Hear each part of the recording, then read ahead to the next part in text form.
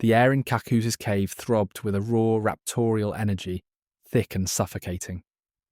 The musky scent, now an overwhelming wave, triggered a primal response, a mix of terror and a chilling, involuntary submission. His movements, deliberate and prehensile, held an unspoken threat, a promise of inescapable dominance. Tiger stripes, vivid and pronounced, rippled across his powerful form, a stark reminder of the raw power he wielded. His serpentine eyes, cold and calculating, scanned the cave, assessing the vulnerability of his prey.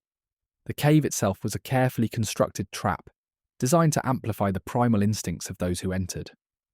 The stone seat, seemingly inviting, held a subtle undertone of constraint, a silent promise of enforced submission. The fire, now a blazing inferno, cast long, distorted shadows that danced across the sculpted rock, creating an atmosphere of unsettling intensity.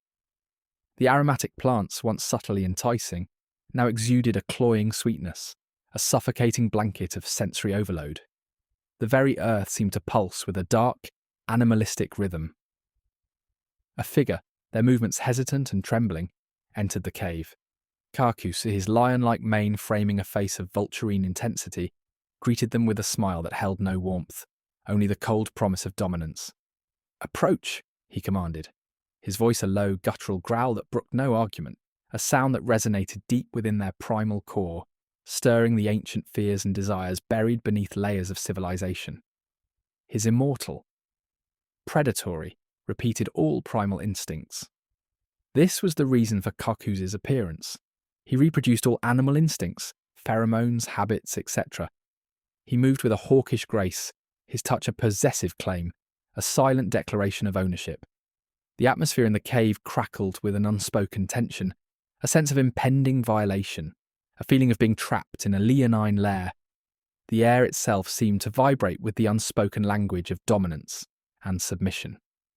The figure's attempts at resistance were futile, their struggles weak and ineffective against Kakus's overwhelming presence.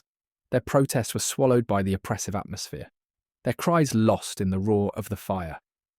Kakus's control was absolute, his rapacious instincts honed to a razor's edge.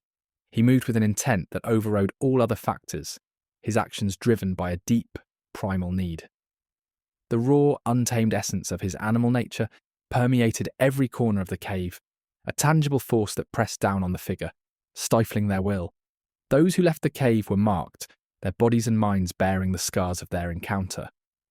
They carried with them a deep sense of violation, a lingering fear that mingled with a twisted, unwilling satisfaction. The memory of Kakus's dominance would haunt them, a constant reminder of their own vulnerability, a chilling echo of their primal submission.